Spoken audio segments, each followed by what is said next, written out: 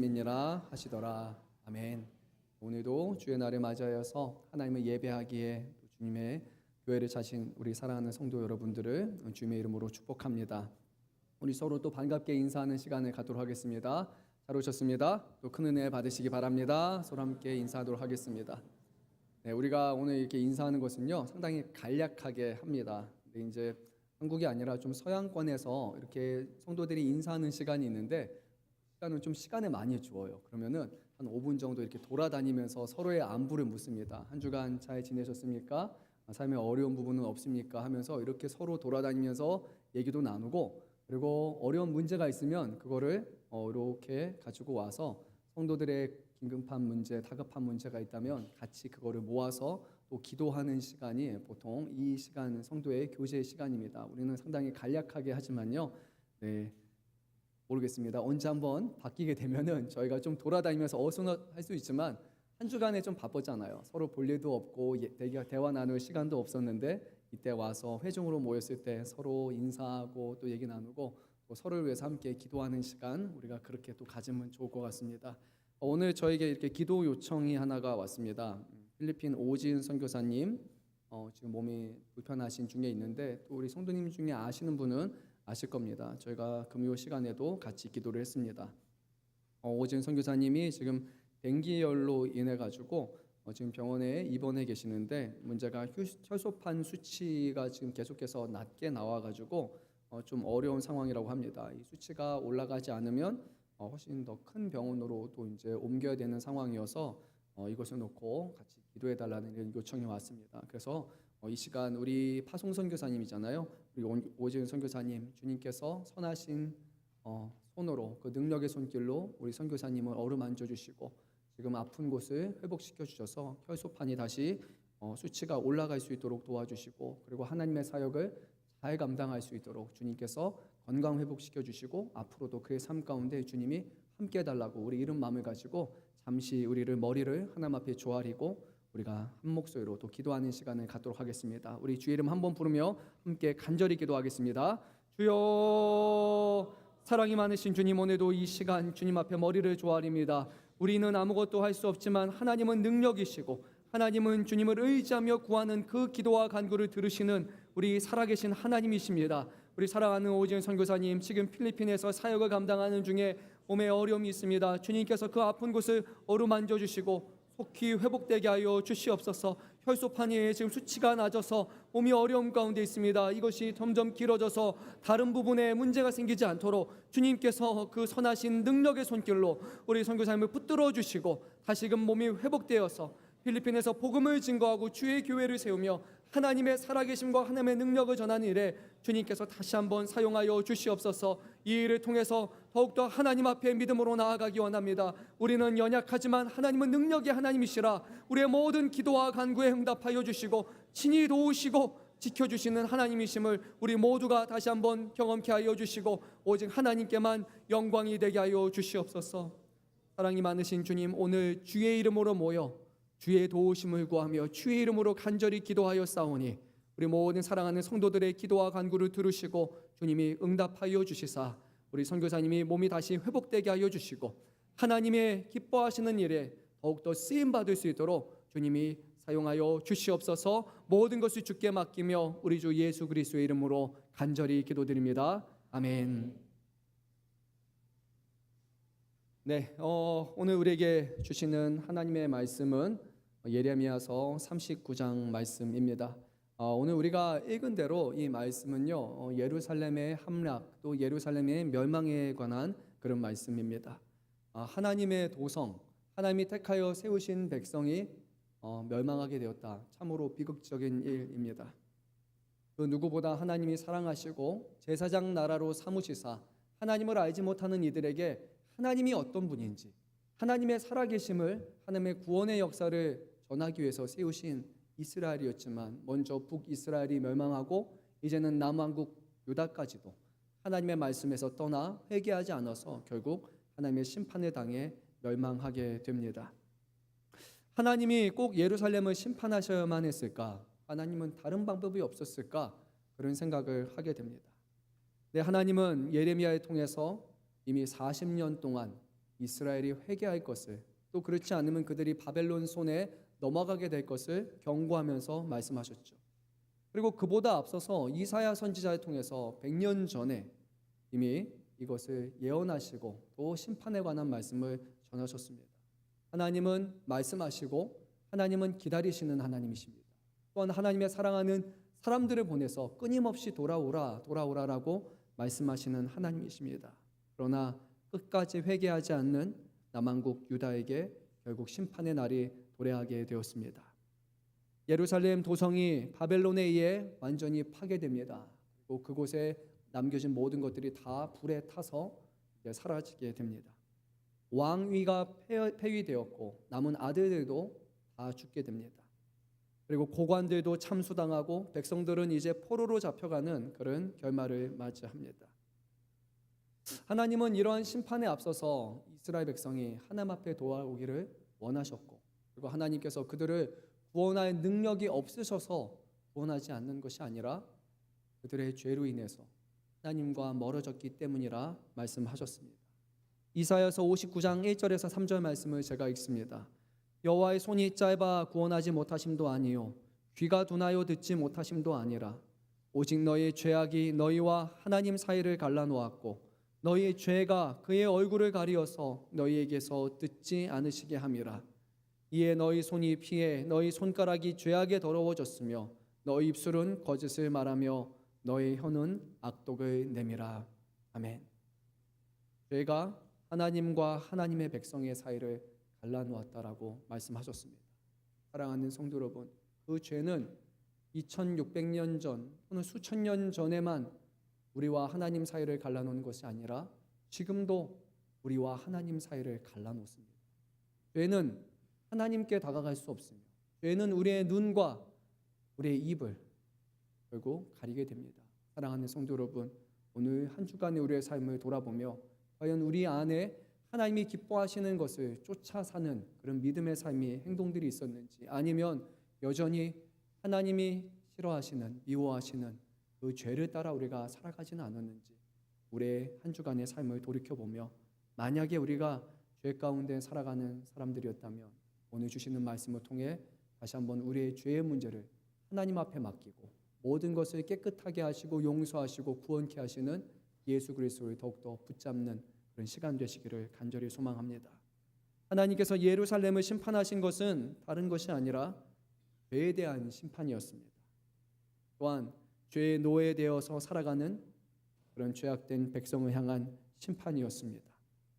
오늘 말씀은 먼저 불신앙으로 일관되게 행동했던 남유다를 향한 그 심판에 대해 말씀하고, 하지만 그것이 끝이 아니라 그 죄악된 예루살렘 속에서도 끝까지 하나님을 믿고 그리고 온전한 참된 신앙의 모습을 보였던 하나님의 사람 예레미야 선지자의 구원에 관한 말씀을 우리에게 가르치고 있습니다. 이 말씀을 통해서 우리의 신앙이 참된 신앙인지 아니면 거짓되고 불신앙인지를 다시 한번 우리가 점검해 볼 수 있기를 바랍니다. 우리 한번 말씀을 1절, 2절 말씀을 읽도록 하겠습니다. 유다의 시드기야 왕의 제9년 열째 달에 바벨론의 느부갓네살 왕과 그의 모든 군대가 와서 예루살렘을 애워싸고 치더니 시드기야의 제11년째 넷째 달 아홉째 날에 성이 함락되니라. 예루살렘이 함락되매. 예루살렘을 포위한 지 한 18개월 정도 되는 때에 결국 예루살렘 도성이 무너지게 됩니다. 바벨론 군대는 뛰어난 고관들 그리고 막강한 군사력을 동원해서 천의 요새로 알려진 예루살렘을 함락하게 됩니다. 3절 말씀을 보면은 바벨론의 고관들의 이름이 여러 명이 언급되는데 그 중에서 눈여겨봐야 될 사람이 하나 있습니다. 궁중 장관으로 알려진 네르갈 사라셀이라는 사람입니다. 이 사람은 느부갓네살 왕의 사위로 알려져 있고 느부갓네살에 이어서 나중에 그의 이름을 네리 글리살이라고 개명한 후에 느부갓네살의 뒤를 잇는 사람이 됩니다.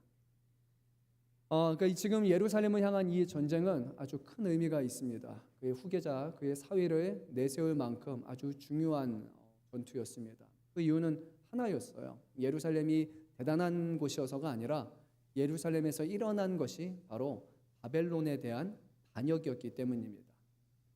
바벨론에 의해서 세워진 시드기야 왕이 바벨론의 편이 아니라 이제는 애굽의 편에 돌아서서 애굽을 등지고 그리고 서로 애굽과 바벨론의 서로가 전투를 통해서 이제는 바벨론의 손에서 그가 벗어나려고 했고, 이 바벨론의 느부갓네살 왕은 이것을 아주 못마땅히 여겼기 때문에 예루살렘을 아주 철저하게 심판하려고 합니다.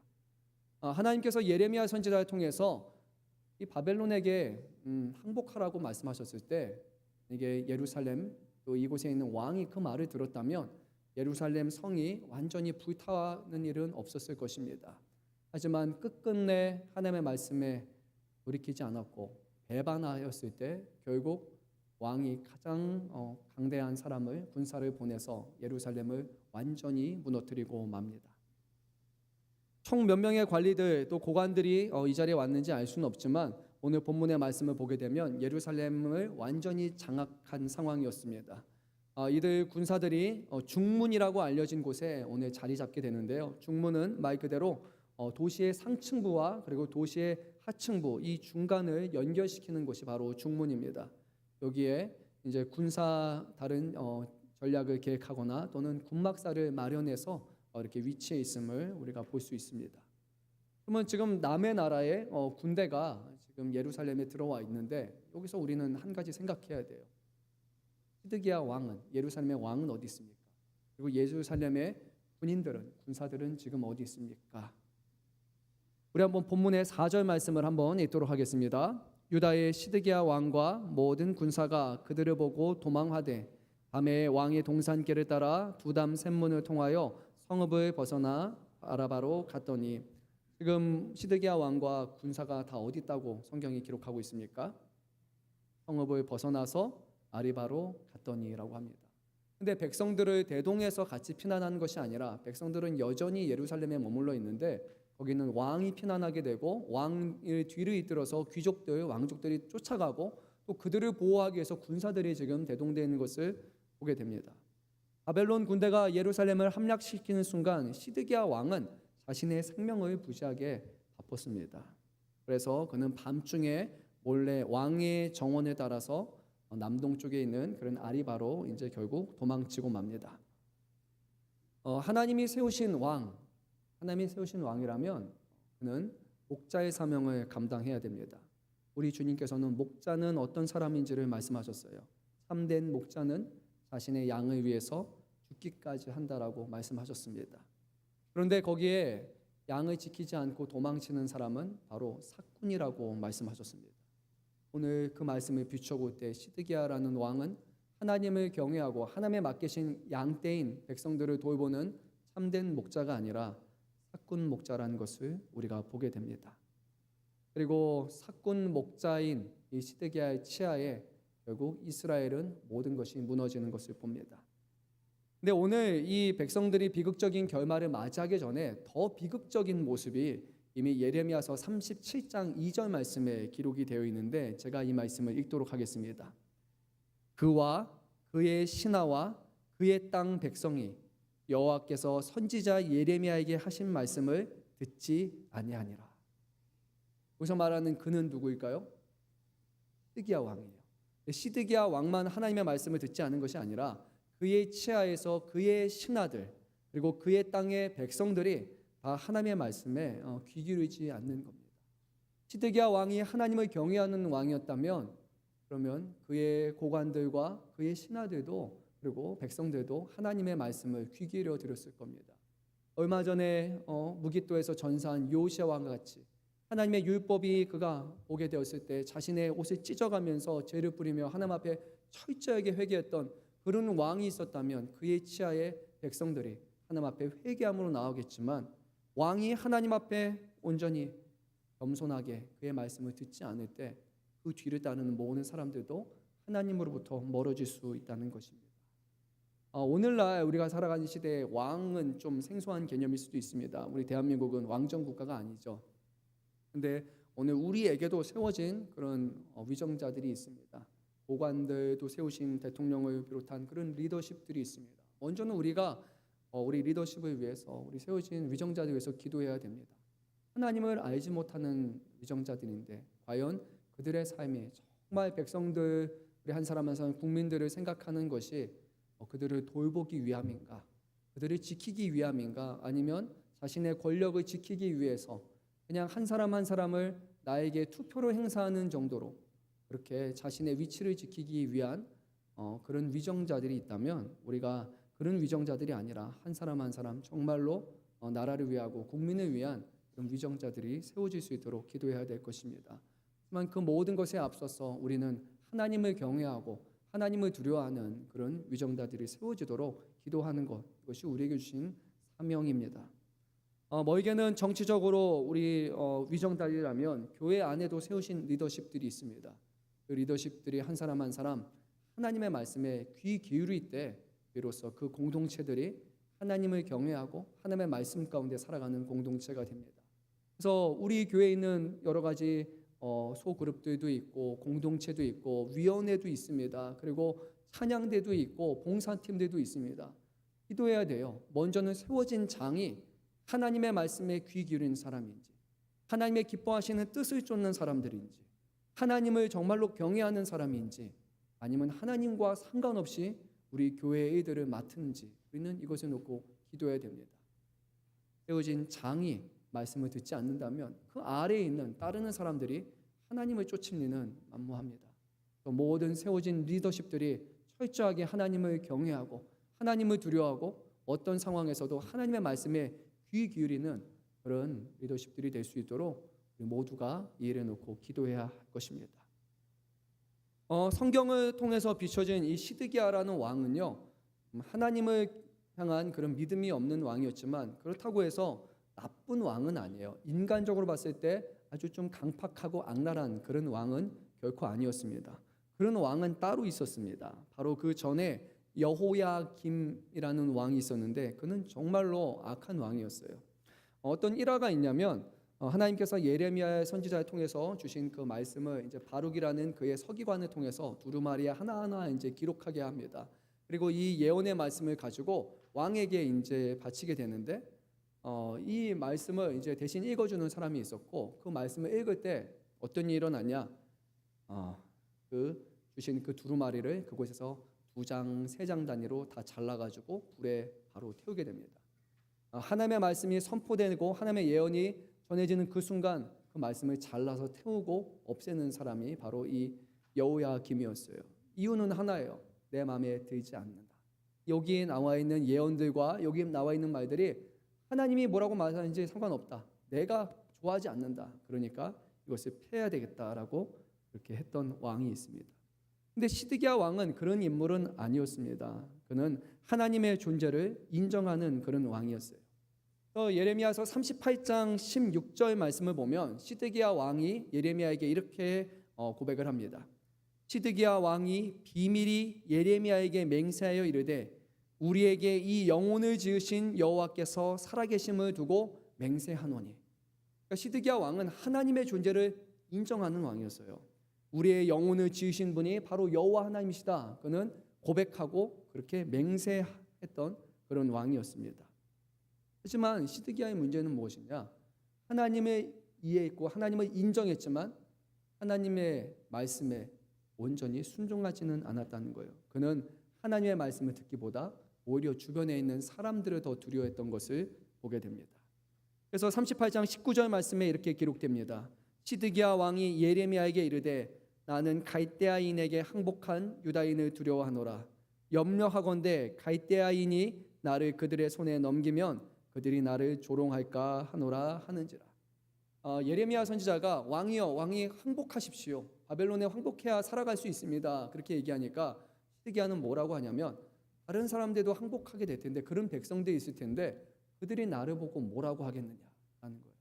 무기력한 왕일 수도 있고 그리고 이스라엘을 버린 왕 그리고 바벨론에게 너무 쉽게 투항한 왕이 되어서 그들이 오히려 나를 해코지하고 나에게 안 좋은 일을 벌일 수 있지 않겠느냐. 하나님을 두려워야 될 왕이 하나님이 아니라 사람을 더 두려워하는 모습이 보여줬던 거예요. 이 시드기야 왕은 예레미야에게 나를 위해서 우리 나라를 위해서 기도해달라고 요청할 만큼 하나님을 인정했지만 하나님을 경외하는 왕은 아니었다는 것입니다. 그다지 나쁜 왕은 아니었습니다. 그가 사람들과 하는 대화를 보게 되면 이쪽에서 청하면 들어줄게, 저쪽에서 청하면 들어줄게, 그냥 그렇게 보면 그냥 다 좋은 게 좋은 거다라고 하는 그런 왕이었습니다. 그런데 그는 하나님이 세우신 왕은 아니었어요. 하나님이 세우신 왕이란 그 누구보다, 세상 그 무엇보다 하나님을 경외하고 두려워하는 사람, 바로 하나님의 세우신 왕입니다. 시드기야의 모습을 보게 되면 하나님의 존재를 인정을 합니다. 그가 하나님을 인정하지 않았다면 우리는 비신앙이다 얘기할 수 있을 거예요. 아니면 신앙이 없다라고 얘기할 수 있을 거예요. 그런데 이 시드기야 왕은 하나님은 인정했어요. 그런데 하나님을 믿고 신뢰하지는 않았기 때문에 저는 불신앙이라고 그렇게 말합니다. 신앙은 신앙인 것 같은데 아닌 그런 신앙이었던 거예요. 정말로 하나님을 온전히 믿는 사람이라면 하나님을 가장 두려워하고 하나님을 경외해야 된다는 것을 우리가 다시 한번 기억해야 됩니다. 사랑하는 성도 여러분, 우리 교회 안에서 세우신 공동체를 위해서, 리더십들을 위해서, 그리고 우리 자신이 정말로 하나님을 가장 두려워하고 경외하는 사람인지, 하나님의 말씀이 우리의 삶 가운데 가장 중요한 것인지, 가장 중요한, 우리가 그것을 생각해 봐야 합니다. 그런데 하나님의 말씀에 불신앙으로 일관했던 시드기야는 결국 끝이 좋지 않게 됩니다. 본문으로 돌아가서 시드기야 왕과 그의 모든 군인들은 쳐들어오는 적군을 보면서 다 도망했습니다. 그런데 바벨론 군대가 끝까지 그들을 추격했고 여리고 평원에서 결국 산채로 붙잡히게 됩니다. 그리고 이 군사들이 이 사람들을 다 사로잡은 다음에 하맛 땅에 있는 리블라라는 그런 군사 요충지에 그를 데려가고 거기에는 느부갓네살 왕이 이미 머물러 있었습니다. 자신을 왕으로 세운 느부갓네살 왕을 이제 시드기야 왕이 대면하게 됩니다. 느부갓네살 왕은 화가 잔뜩 나 있는 상태였어요. 왕을 배신했고 왕의 명예를 시추했기 때문에 그곳에서 아주 강하게 벌을 줍니다. 엄중한 판결을 결국 받게 됩니다. 오늘 말씀에는 이 느부갓네살 왕이 시드기야 왕을 어떻게 심판하는지 그 내용들이 하나하나 기록되어 있습니다. 제일 먼저 했던 것이 무엇일까요? 여러분에게 있어서 가장 소중한 존재가 누굽니까? 결혼하신 분, 여러분에게 가장 소중한 존재가 누굽니까? 나라고 하시는 분도 있겠지만 보통은 자녀들이 맞죠, 그렇죠? 자녀들이 너무 귀하잖아요. 근데 오늘 어떤 일이 일어났냐면 시드기야 왕이 보는 앞에서 그의 아들들을 다 죽입니다. 자신의 자식들이 눈앞에 죽임을 당하는 것보다 부모에게 있어서 더 끔찍한 일이 어디 있겠습니까? 느부갓네살 왕은 여기서 시드기야 왕에게 일말의 자비도 베푸지 않았습니다. 배신자이기 때문에 배신자의 본보기로 삼기 위해서 그의 눈앞에서 아들들을 다 죽여버립니다. 근데 그것이 끝이 아니었어요. 그 다음으로 또 누가 죽었냐면 유다의 귀족들이 다 죽음을 당하게 됩니다. 귀족들은 왕하고 연결되어 있는 그런 사람들이에요. 결국 왕의 친가, 그리고 왕의 외가, 그리고 그들과 친인척들, 그리고 왕을 지지했던 그런 세력들이 다 그 앞에서 죽음을 당하게 됩니다. 한편으로는 왕이 의지하고 또 때로는 따랐던 사람들이지만 그들 또한 다 죽음을 당하게 됩니다. 시드기야 왕은 자신을 지지해 줄 가족 그리고 지지 세력인 귀족들을 모두 잃어버렸습니다. 그리고 그것이 끝이 아니었어요. 그 다음에 시드기야의 눈을 다 빼버렸습니다. 그리고 바벨론으로 끌고 가기 위해서 그를 쇠사슬로 묶었습니다. 이 장면에서 제가 잠깐 멈춰서 한번 좀 묵상을 했습니다. 이렇게 죽인 것도 잔인한데 근데 왜 눈을 다 뽑았을까? 눈을 먼저 뽑은 것도 아니고 그리고 이때 뽑았을까를 생각하니까 좀 끔찍한 생각이었는데 한 가지가 제 머릿속에 떠올랐습니다. 시드기야가 살아생전에 마지막으로 목격한 장면이 자신의 아들이 죽은 것, 그리고 혈육에 해당하는 귀족들이 참수를 당하는 것이었어요. 그리고 나서 그는 시력을 잃습니다. 마지막 본 것이기 때문에 그의 일평생 죽을 때까지 그의 머릿속에는 그 장면이 맴돌았을 것입니다. 가장 끔찍하고 잔인한 그런 심판을 하게 됩니다. 근데 이 일이 끝이 아니었습니다. 이제 예루살렘에 주둔하고 있는 바벨론 군인들은 예루살렘에 있는 왕궁을 다 불태웠어요. 그리고 거기 있는 민가들, 죄 없는 백성들이에요. 하지만 그들의 민가들도 다 불을 태웁니다. 그리고 예루살렘을 지켜주는 성벽도 다 허물어 버리고 말았습니다.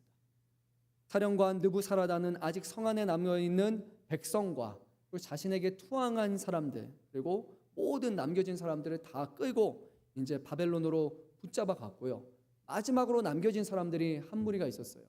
빈민이라고 해서 아무 수요도 없었던 그런 가장 하층 계급인 사람들에게 땅을 주게 됩니다. 그래서 그 사람들은 그 땅이 황폐화되지 않도록 경장일을 해서 그것을 조공을 바치도록 그들을 노예처럼 부리기 위해서 마지막 빈민들만 남겨놓게 됩니다. 하나님께서 예레미야를 통해서 하셨던 경고가 이제는 정말로 현실이 되어버리고 말았습니다.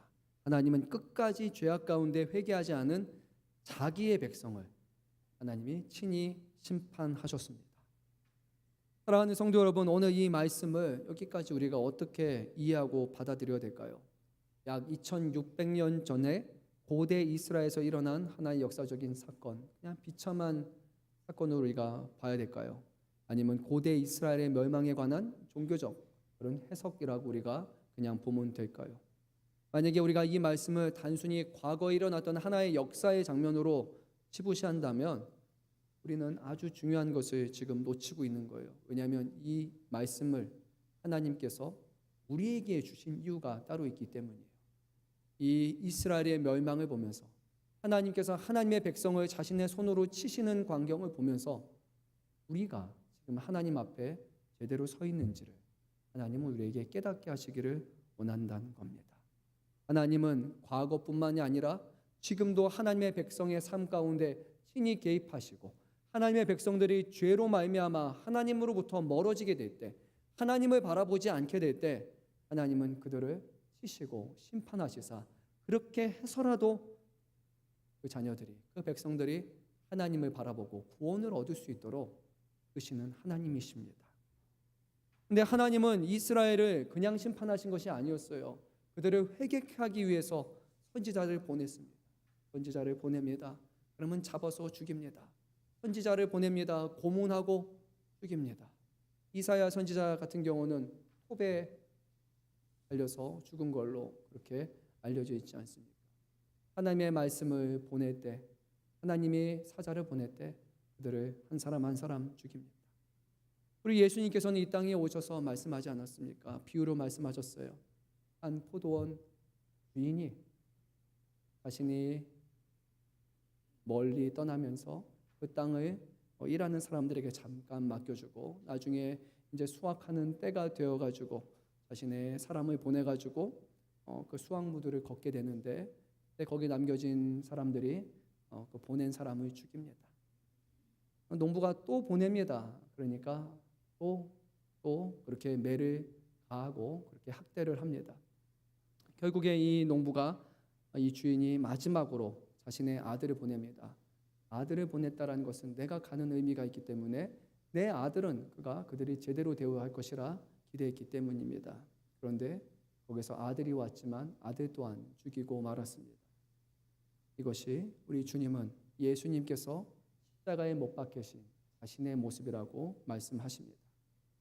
하나님의 아들이 왔어도 그 말씀에 귀 기울이지 않고 그 아들을 십자가에 못 박혀 죽인 그 유대인들은 바로 오늘날 여기서 본문에 이어지는 그 유대인들의 혈통 아닙니까? 하나님은 사랑하셔서 끝까지 사랑하셔서 모든 것을 아낌없이 내어주시지만 죄악된 우리들은 그 하나님의 사랑을 깨닫지 못하고 우리에게 가장 좋은 것을 주시고 우리를 위해서 모든 것을 베풀어 주시는 하나님의 말씀 앞에 이것은 나에게 도움이 되지 않는 말씀, 아니야 이것은 내 마음에 별로 기뻐하는 말씀이 아니야, 찢어서 태워서 버리고 이것을 모른 척하고 무관심으로 하나님의 말씀에 일관되게 하는 모습은 비단 2600년 전에 또는 2000년 전의 이스라엘뿐만이 아니라 지금도 하나님을 우리의 아버지라 예수를 우리의 구주라 부르는 성도와 교회 가운데서도 이루어지는 일은 아닐까요? 사랑하는 성도 여러분, 우리가 정말로 하나님의 말씀에 귀 기울이고 있습니까? 하나님의 말씀을 우리의 삶에 비추어 우리가 보고 있습니까? 무엇이 하나님을 기쁘시게 하는 것일까? 무엇이 하나님을 영광되게 하는 것일까? 결국 그 모든 것이 하나님이 우리를 사랑하셔서 우리에게 예비하신 가장 좋은 삶이라는 것을 우리가 깨닫지 못한 채 당장 우리에게 도움이 되고 당장 우리에게 이익이 될 수 있는 그것을 쫓아 살아가다 결국 하나님의 백성에서 끊어져서 멸망을 당하는 이 유다 백성을 바라볼 때 우리 마음 가운데 어떤 마음이 찾아오고 있습니까? 하나님을 경외했던 다윗 왕을 기억하십니까? 하나님의 마음에 합한 왕이라 하셨고 자신의 은밀한 죄를 깨닫게 하시는 하나님 앞에 철저히 회개하며 그리고 마지막 죽는 순간까지도 그 유혹을 끝까지 뿌리쳤던 그런 왕이 있지 않았습니까? 하나님은 그 왕을 사랑하시사 그 다윗의 왕주를 영원히 이어줄 거라고 하나님은 약속하시기 않았습니까? 하나님을 경외하는 왕이 있을진데 또 하나님을 경외하지 않는 그런 왕도 있는 것처럼 오늘날 성도 가운데서도 하나님을 경외하고 하나님을 두려워하는 사람이 있는가 하면 하나님의 말씀에 끝까지 귀 기울이지 않고 하나님을 두려워하지 않는 사람들도 있을 것입니다. 오늘 하나님은 우리 모두에게 말씀하십니다. 또다시 이 말씀으로 우리에게 전하십니다. 회개하고 돌아오라고 말씀하십니다. 벌써 2000년이 지났습니다. 어떤 사람들은 생각하여 2000년이 되면 이제 그런 일은 일어나지 않는 것처럼 이렇게 오래 기다렸는데 정말 우리에게 심판이 있겠어? 정말로 예수님이 이 땅에 오시겠어? 그냥 우리가 죽으면 끝이 나는 거지. 우리가 죽어서 천국에 가는 거지 라고 생각할 수도 있습니다.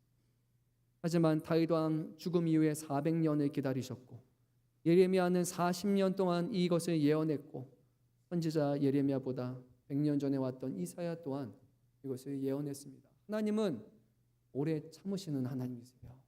지금도 하나님은 우리를 바라보시며 참고 계십니다. 이 땅에 오신 하나님의 아들이신 예수님은 이 세상에 종말이 있다는 것과 마지막 때 예수님이 직접 이 세상을 심판하러 오시겠다고 친히 우리에게 말씀하셨습니다.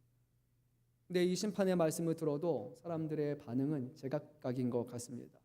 앞서 말씀드린 것처럼 예레미야 36장에서 여호야김 왕은 선지자를 통해 선포되는 하나님의 말씀에 두루마리를 하나하나 칼로 잘라서 불로 태우면서 하나님의 말씀을 무시하고 하나님의 말씀을 함부로 여겼던 그런 사람이었어요. 왕과 그의 신하들인 하나님의 엄한 경고의 말씀을 들었음에도 회개하지 않았고 그 결과 결국 여호야김 왕은 느부갓네살 왕에 의해서 쇠사슬에 결박돼 바벨론에 잡혀가 죽음을 맞이하게 됩니다. 모든 것을 목격했던 또 다른 왕 시드기야 왕은 하나님보다 자신 주변에 있는 귀족들과 사람들의 시선을 더욱더 중요하게 여겼고 결국 하나님의 말씀에 불순종하여 비극적인 결말을 맞게 됩니다. 하나님의 오래 참으심과 끈질긴 경고에도 불구하고 회개하지 않는 자는 반드시 심판을 받습니다. 우리 주님은 세상 끝이 도래할 것이라고 말씀하십니다.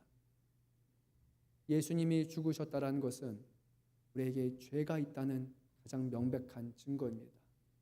죄가 없으신 분은 우리의 죄를 위해서 죽으신 것이.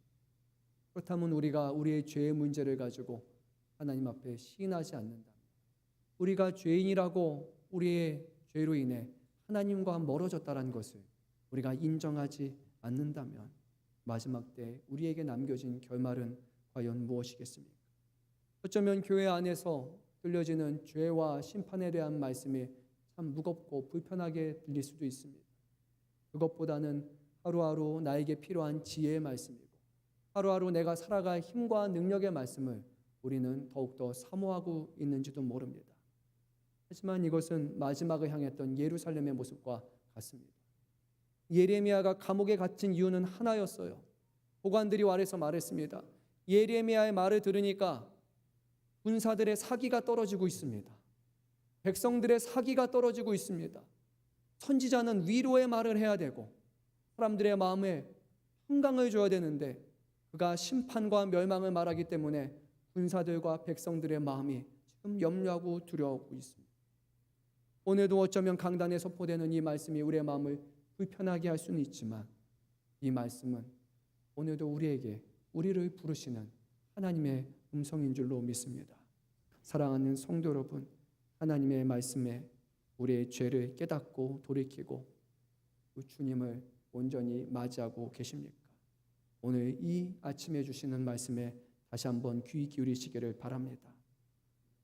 11절 이하의 말씀은 하나님의 말씀에 대한 불신앙으로 일관되게 반응했던 이 시드기야 왕 이후에 끝까지 하나님을 경외하고 참된 신앙을 보였던 예레미야의 결말에 대해서도 말씀하고 있습니다. 우리 한번 본문의 2절 말씀 읽도록 하겠습니다. 11절 12절 말씀입니다.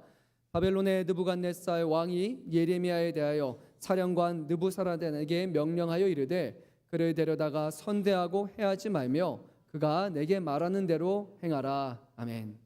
느부갓네살 왕은 사령관 느부사라단에게 이렇게 얘기를 했습니다. 그를 잘 보살펴줘라. 그리고 그가 요구하는 게 있다면 다 들어줘라 하고 아주 파격적인 제안을 합니다. 이런 제안을 하는 이유는 한 가지예요. 바벨론 입장에서 보게 되면 예레미야 선지자는 친바벨론 사람이에요. 바벨론에게 투항해야 된다. 바벨론을 통해서 이 지역을 다스릴 거다. 예레미야가 전했던 말은 하나님의 말씀이라는 것, 그것을 다 떼어놓고 보면 그냥 바벨론 앞잡이라고 볼 수 있잖아요. 그런데 오늘 이 바벨론이 결국 예루살렘에 완전히 함락시키고 나니까 이 예레미야에 대한 처우의 문제가 이제 결국 수면 위로 드러나는 거예요. 그가 우리를 도왔던 사람이니까, 우리의 편에 섰던 사람이니까 함부로 대할 것이 아니라 그를 선대하고 원하는 것을 다 들어줘서 많은 사람들에게 결국 본보기가 되게 해야 된다는 겁니다. 바벨론의 편에 서는 사람이 있다면 그를 선대할 것이다. 그의 소원을 들어줄 것이다. 오늘 느부갓네살은 이 예레미야에게 원하는 것을 구하면 들어주겠다라고 약속을 합니다. 예레미야에 대해서 한번 생각해 보면 그의 마음은 참 다양할 것 같아요. 느부갓네살이 원하는 대로 들어주겠다라는 말이 그에게 기쁨으로 다가왔을까요? 저는 아니라고 생각을 합니다. 먼저 유다가 끝까지 하나님의 경고의 말씀을 듣지 않고 멸망하게 된 일로 인해서 그의 마음은 괴로웠을 거예요. 죽은 사람들 중 포로로 잡혀간 사람들 중에는 자기의 가족들, 자기의 친족들도 있었잖아요. 태어나서 자라난 땅, 이 나라가 이제 다 사라지게 된 거예요. 물론 죽지 않고 살아나게 된 것에 대한 감사하는 마음이 있었지만 그것이 다가 아니잖아요. 이제 사람들이 자신을 또 뭐라고 생각하겠습니까? 나라 팔아먹은 사람이라고, 매국노라고 그렇게 여기는 사람들도 많았을 겁니다. 하나님의 뜻입니다. 맞아요. 그런데 사람들은 그것을 인정하지 않습니다. 어차피 하나님의 말씀을 듣지 않는 백성이었어요. 그들은 눈에 보이는 것만을 봅니다. 예레미야 선지자는 바벨론의 사람이다라고 말입니다. 이제 왕이 죽고 유대를 지탱하는 리더들도 다 죽게 되고 10절 말씀을 보면 땅을 소유하지 않았던 일부 빈민들만이 남아서 이제 살아가는 이 완전히 망해버린 이스라엘을 바라보며 그는 누구보다 괴로운 마음이었을 겁니다.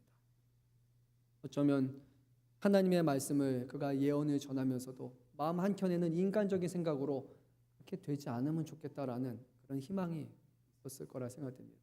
이스라엘 백성이 극적으로 회개해서 시드기야 왕이 정말 극적으로 회개해서 하나님의 말씀을 들어서 예루살렘이 멸망하지 않으면 얼마나 좋을까라는 그런 바람이, 그런 기대가 왜 없었겠습니까? 그런데 그가 전했던 말처럼 예루살렘이 완전히 함락되었을 때 그 멸망을 예언했지만 그 멸망을 목격하는 일은 정말 죽는 것보다 괴로운 일일 수도 있습니다. 예레미야는 이제 선택하는 상황이 됐습니다. 이 이어지는 말씀을 보면 어떤 선택을 그가 할 수 있었냐면 바벨론에 가서 그들에게 도움을 받아서 삶을 영위하는 것과 또는 이제 백성들과 함께 이제 거하면서 그들과 똑같은 취급을 받는 그런 선택을 할 수 있었는데 이 예레미야는 백성 가운데 그들과 함께 살기로 이제 결심을 합니다. 우리 본문의 14절 말씀도 읽도록 하겠습니다. 사람을 보내어 예레미야를 감옥들에서 데리고 사반의 손자 아히감의 아들 그다랴에게 넘겨서 그를 집으로 데려가게 하매 그가 백성 가운데에 사니라. 바벨론으로 가서 거기서 이제 아주 좋은 대우를 받을 수 있었어요. 근데 예레미야가 생각했던 지금 백성들 가운데 그들과 함께 거하면서 그들과 똑같이 처우를 받는 것이었습니다. 이유는 하나였어요. 그가 하나님을 믿고 하나님을 경외하고 하나님의 말씀을 전하는 것은 단순히 자신의 삶을 영위하기 위한 그런 수단이 아니었어요. 이 위기의 때에 생명을 얻기 위해서, 구원을 받기 위해서 그가 하나님을 믿었던 것이 아니라 하나님의 뜻에 따라 살아가는 것이 바로 그에게 맡겨진 사명이었기 때문에 그는 하나님의 뜻대로 모든 것을 했던 것입니다. 사는 것도 하나님의 뜻이고 죽는 것도 하나님의 뜻이라면 그것조차 받아들이는 것이 바로 이 예레미야 선지자의 마음이었던 것이에요. 15절에서 18절 말씀을 보게 되면 예레미야가 왜 이제 이 백성들과 함께 같이 거했느냐에 대한 그 내용들이 비하인드 스토리가 바로 이 16절에서 18절에 기록이 되어 있습니다. 우리 한번 17절과 18절 말씀만 한번 읽도록 하겠습니다. 여호와의 말씀이니라 내가 그날에 너를 구원하리니 내가 그 두려워하는 사람들의 손에 넘겨지지 아니하리라. 내가 반드시 너를 구원할 것인즉 내가 칼에 죽지 아니하고 내가 노략물 같이 내 목숨을 얻을 것이니 이는 내가 나를 믿었음이라. 여호와의 말씀이니라 하시더라. 예레미야 선지자는 바벨론의 느부갓네살 왕에 의해서 지금 그가 구원을 얻게 되지만 그 전에 하나님께서 말씀하셨어요. 느부갓네살 왕이 구원한 것이 아니라 내가 너를 구원할 것이다 라고 약속을 주셨습니다. 사람의 손에 의해 구원된 것처럼 보이지만 그 뒤에 하나님은 보이지 않는 손길로서 예레미야를 구원하실 것이니까 또 그것을 끝까지 믿고 신뢰하라고 말씀하셨습니다. 근데 하나님께서 예레미야를 구원하신 이유가 한 가지 있는데 18절 말씀에 이렇게 기록되어 있습니다. 이는 내가 나를 믿었습니다. 내가 나를 믿었습니다. 다른 것이 아니었습니다. 살만한 사람이어서가 아니라 그가 감옥에 갇힌 상황에서도 수많은 위협 가운데서도 예루살렘이 멸망하는 상황 가운데 자기 살 길을 위해서 도망가는 사람이 아니라 하나님이 뜻대로 이루실 것이라는 그런 믿음을 가지고 그는 살았기 때문에 그는 구원을 결국 받게 됩니다. 예레미야는 그 전에도 죽을 뻔한 위기가 많았습니다. 바로 앞에 말씀을 38장 말씀 보게 되면 예레미야에게 어떤 일이 있었냐면 말씀드린 것처럼 예레미야가 이제 예언을 했어요. 그래서 이것이 고관들에게 아주 큰 미움을 당하게 되고 결국 그 고관들이 와서 왕에게 물어봅니다. 예레미야가 얘가 자꾸 불편하게 하는데 그를 어떻게 해야 될까요? 이 시드기야 왕이 말합니다. 살리든지 죽이든지 당신들 뜻대로 하십시오 라고 얘기를 합니다. 시드기야 왕은 좀 무능한 좀 힘이 없는 그런 왕이었어요. 결국 고관들이 예레미야를 붙잡아서 왕자 말기야의 집에 있는 물 웅덩이에 집어넣습니다. 의도는 하나예요. 물에 빠뜨려서 익사시켜 죽이려는 거예요. 근데 놀랍게도 하나님이 은혜를 베풀어 주셔서 바로 그 시기에 물 웅덩이에 물이 다 메말라 있었어요. 그래서 익사하지 않게 됩니다. 다만 그 아래에 있는 땅이 지금 찌뻑찌뻑한 그런 진흥 상태에 빠져 있었습니다. 근데 그것 또한 어려운 상황이에요. 지금 물 웅덩이에 진흙에 갇혀 있었고 누가 먹을 것을 주지 않는다면 굶어 죽을 수밖에 없는 그런 상황입니다. 그때 하나님께서 예비하신 구스인 또는 에티오피아인 에벳멜렉이라는 환관이 예레미야가 부당한 처우를 당했다는 소식을 듣고 왕에게 가서 또 다시 얘기를 합니다. 그를 이렇게 죽도록 내버려둬서는 안 됩니다. 왕이요, 그를 살려야 됩니다. 그러니까 시드기야 왕은 또 뭐라고 말합니까? 그래, 그러면 살려야지라고 하면서 또 이제 그 말을 들어줍니다. 여기서 말하면 여기 들어주고 저기서 말하면 저기 말을 들어주는 그런 왕이 바로 시드기야 왕이었어요. 결국 예레미야는 구스 사람 에벳멜렉의 손에 의해서 구원을 받게 됩니다. 그리고 예레미야 선지자가 자기를 구원해 준 사람에게 이렇게 말합니다. 하나님은 이스라엘을 반드시 심판하실 것입니다. 그가 한 것이었어요.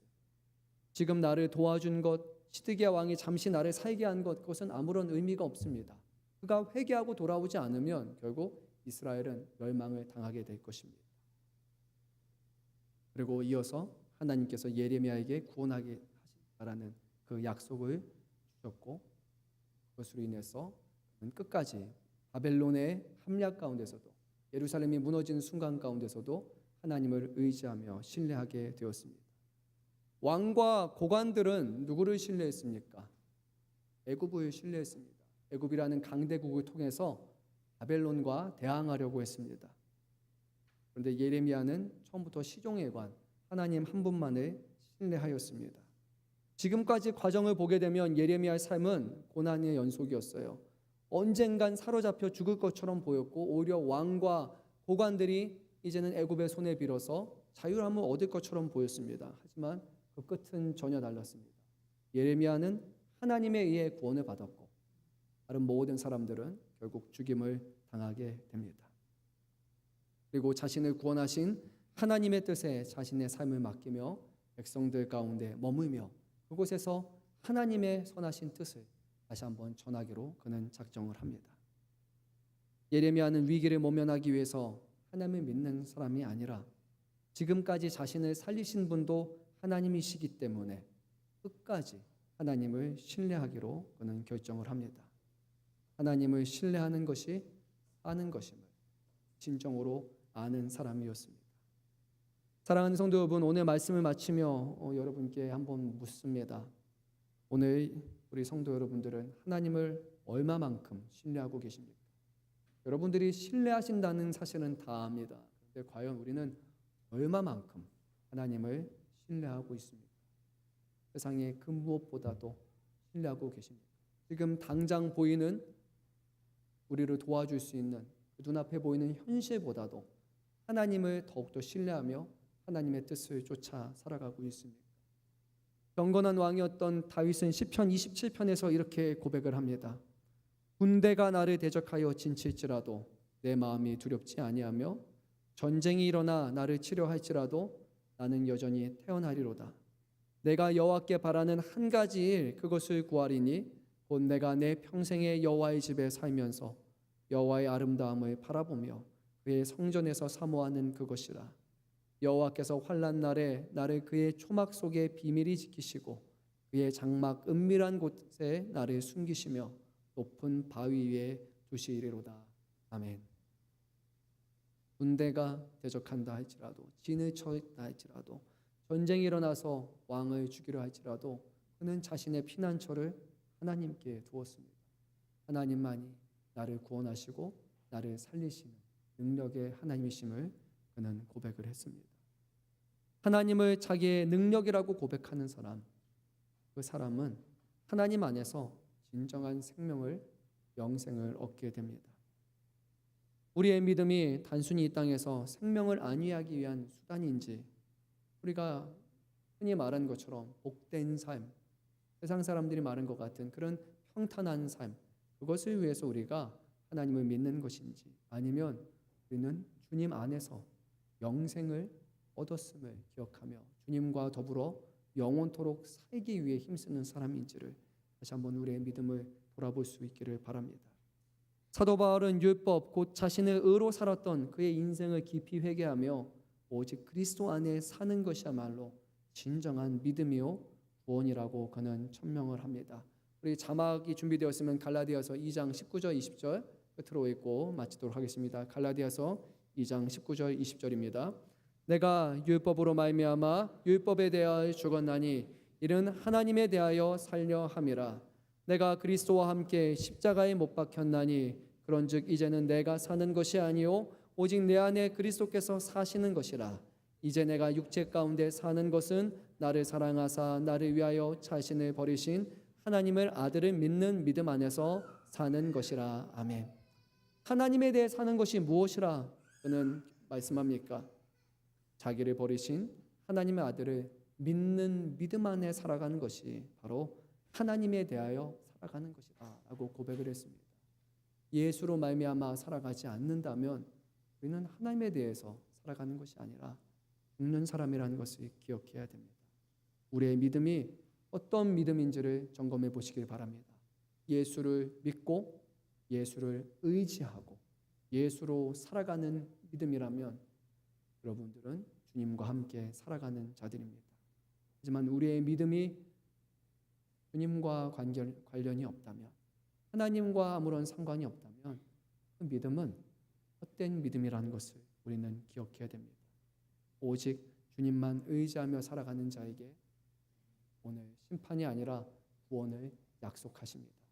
우리 사랑하는 성도 여러분, 주님이 다시 온다는 그 소식이 우리에게 두려움이 아니라 하나님을 사랑하고 하나님에 대해서 살아있는 그런 성도를 복주시기 위해, 우리를 구원하시기 위해 우리의 구원자이신 주님이 우리를 친히 만나시기 위해 하늘에서 이 땅으로 행차하시는 것입니다.